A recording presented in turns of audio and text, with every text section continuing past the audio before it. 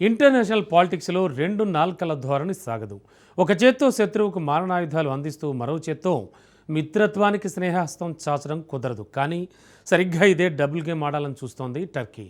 ప్రపంచ వేదికలపై భారత్తో బంధం కావాలని ఒకవైపు టర్కీ విదేశాంగ మంత్రి మాట్లాడుతుంటే, భారత్కు మా డ్రోన్లు ఎప్పటికీ అమ్మం, పాకిస్తానే మా సోదర దేశం అంటూ ఆ దేశ అగ్రశ్రేణి డిఫెన్స్ కంపెనీ బాహాటంగానే ప్రకటిస్తోంది. దీంతో టర్కీ ముసుగు పూర్తిగా తొలగిపోయింది. భారత్ కొట్టే దెబ్బలతో విలవిల్ల ఆడుతున్నా కూడా టర్కీ తీరు మాత్రం మార్చుకోవడం లేదు. టర్కీ ఎందుకు పాక్నే పట్టుకుని వేలాడుతోంది?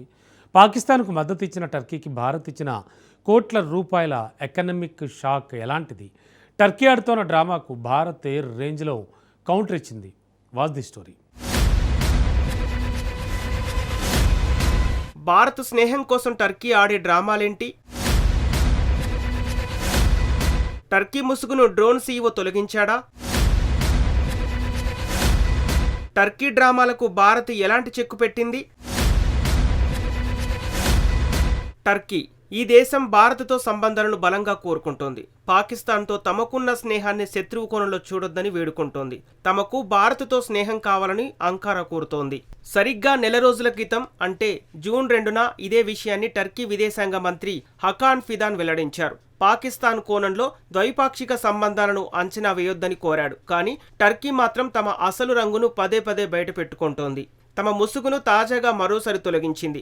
పాకిస్తాన్పై ఉన్న తమ ప్రేమను మరోసారి వెల్లడించింది. తాజాగా టర్కీకి చెందిన అతిపెద్ద రక్షణ రంగ సంస్థ పాకిస్తాన్ను తమ సోదర దేశంగా గర్వంగా ప్రకటించారు. ఆ దేశ అగ్రశ్రేణి డ్రోన్ తయారీ సంస్థ బైకర్ సీఈఓ హలూక్ బైరాకార్తార్ పాకిస్తాన్ టర్కీ సంబంధాలను మరోసారి బయటపెట్టాడు. అతడి మాటల్లో ఎలాంటి సందేహాలు, అస్పష్టతలు ఏమీ లేవు. పాకిస్తాన్ వంటి సోదర దేశాలకే టర్కీ ప్రాధాన్యం ఇస్తుందని బైరాకార్త్ స్పష్టం చేశాడు. భారత్కు డ్రోన్లు విక్రయించబోమని స్పష్టం చేశాడు. ఇందులో ఎలాంటి దౌత్యపరమైన లౌక్యం కానీ, వ్యూహాత్మక సమతుల్యత కానీ ఏమాత్రం లేవు. తప్పుగా అర్థం చేసుకోవటానికి అసలు వీలు లేదు. దీంతో టర్కీ ముసుగు మరోసారి తొలగిపోయింది. మరి ఇంతకీ టర్కీ అసలు రూపం ఏది?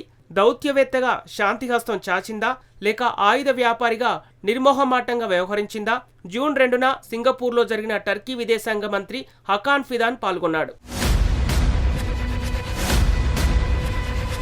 ఇస్లామాబాద్తో అంకారాకున్న సంబంధాలను ద్వైపాక్షిక కోణంలోనే చూడాలని టర్కీ విదేశాంగ మంత్రి కోరాడు. అంటే ఇతర దేశాలతో టర్కీకి ఎలాంటి సంబంధాలు ఉంటాయో పాకిస్తాన్తో కూడా అంతేనని స్పష్టం చేశాడు. పాకిస్తాన్తో సత్సంబంధాలు పెట్టుకునే ప్రతి దేశంపై భారత్ చర్యలు తీసుకోవాలనుకుంటే తాము ఇంకేం మాట్లాడతామని వాపోయాడు. అంటే అమెరికా, యూరప్ లాంటి దేశాలు కూడా పాకిస్తాన్తో సత్సంబంధాలు ఉన్నాయని, తమను మాత్రమే శత్రువుగా భారత్ చూస్తోందని అతడి వ్యాఖ్యల సారాంశం. కానీ టర్కీ తీరు చూస్తుంటే రెండు నాలుకల ధోరణి స్పష్టంగా తెలుస్తోంది. పాకిస్తాన్కు ఆయుధాలను సరఫరా చేస్తూనే ఉంటుంది, కానీ ఆ విషయాన్ని పట్టించుకోవద్దని భారత్ను కోరుతోంది. ఈ పరిణామాల వెనుక ఒక ముఖ్యమైన నేపథ్యం ఉంది. భారత్ సార్వభౌమాధికారానికి సంబంధించిన అంశాల్లో టర్కీ పదే పదే పాకిస్తాన్కు మద్దతు ఇస్తోంది. ఇస్లామాబాద్కు మద్దతు ఇవ్వడం వల్ల అంకారాకు దక్కిన వ్యూహాత్మక ప్రయోజనం ఏమైనా ఉందంటే అది చాలా తక్కువ. కానీ అదే సమయంలో 140 కోట్ల మంది జనాభా ఉన్న భారత్ వంటి దేశంతో సంబంధాలను టర్కీ పనంగా పెట్టింది. స్పష్టంగా చెప్పాలంటే తాను తీసుకున్న తాలూకు మూల్యాన్ని టర్కీ ఇప్పుడు రుచి చూస్తోంది. టర్కీ ప్రదర్శించిన దౌత్యపరమైన ముసుగు కేవలం కొన్ని వారాలకే తొలగిపోయింది. పాకిస్తాన్కు దశాబ్దాల బద్ధ శత్రువు భారత్కు మీ సంస్థ డ్రోన్ విక్రయిస్తుందా అని బైకర్ సంస్థ సీఈఓను మీడియా ప్రశ్నించింది. దీనికి హలూక్ బైరాకార్త్ సమాధానం, టర్కీ అసలు రంగును పూర్తిగా బట్టబయలు చేసింది. పాకిస్తాన్ సోదర దేశమన్న బైరాకార్త్ భారత్కు టర్కీ డ్రోన్లు ఎప్పటికీ విక్రయించమని తేల్చి చెప్పాడు. ఒకవైపు టర్కీ ప్రభుత్వం భారత్తో ద్వైపాక్షిక సంబంధాల పునరుద్ధరణ గురించి మాట్లాడుతుంటే, మరొక విభాగం మాత్రం పాకిస్తాన్తో తమ ఆయుధ బంధం శాశ్వతమైందని చెబుతోంది. పాకిస్తాన్తో సంబంధాల విషయంలో ఎలాంటి రాజీ ఉండబోదని బాహాటంగానే ధృవీకరిస్తోంది. ఇది పొరపాటున జరిగిన వైరుధ్యం కాదు. రెండు దేశాలతోనూ సంబంధాలను కొనసాగించాలని టర్కీ ఆడుతున్న వ్యూహాత్మక నాటకం. పాకిస్తాన్కు ఆయుధాలు విక్రయిస్తూ భారత్తో స్నేహం కలిసి సాగు అనే నిజాన్ని అంగీకరించకపోవటం టర్కీ భ్రమ. 2025 మేలో భారత్ చేపట్టిన ఆపరేషన్ సింధూర్ టైంలో టర్కీ అధ్యక్షుడు ఎర్డోగాన్ పాకిస్తాన్కు బహిరంగంగానే మద్దతు ప్రకటించాడు. అంతేకాదు పెద్ద ఎత్తున ఉగ్రదేశానికి డ్రోన్లను సరఫరా చేశాడు.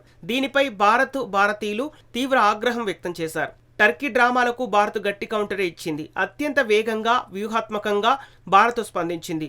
భారత్ దెబ్బకు టర్కీకి చెందిన సెలెబీ ఏవియేషన్ సంస్థ భారీగా నష్టపోయింది. సుమారు 17 ఏళ్లుగా ఈ టర్కీ సంస్థ భారత్లోని 9 ప్రధాన విమానాశ్రయాల్లో గ్రౌండ్ హ్యాండ్లింగ్ కార్యకలాపాలు నిర్వహించింది.